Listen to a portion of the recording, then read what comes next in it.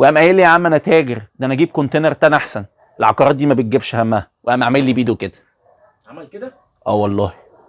حاجات محدش هيقول لك عليها في الريل استيت.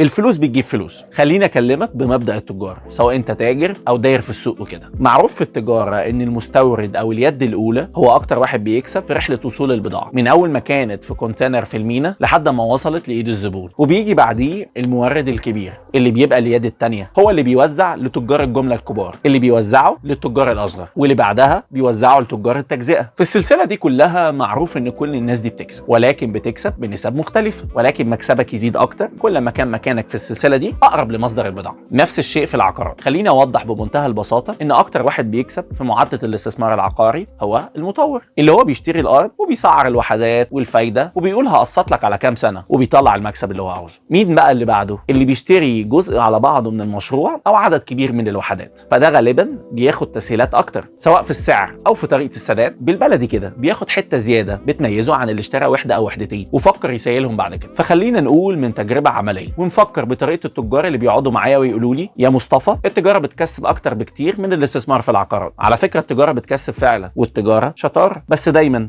بص على نفسك انت في انهي حته في التسلسل من الاستثمار اللي انت بتعمله. يعني ما تجيش تقارن لي تجاره مستورد او يد اولى بشاليه ولا شقه غرفتين نوم، ما اكيد دي بتكسب اكتر من دي. وما تجيش تقارن لي واحد اشترى مرحله او مجموعه من البيلدينجز جوه مشروع بحته ولا حتتين. دايما اللي بيشتري اكتر بيكسب اكتر. ليه؟ لان ببساطه الفلوس بتجيب فلوس. مصطفى سمير، ريل استيت ايجنت.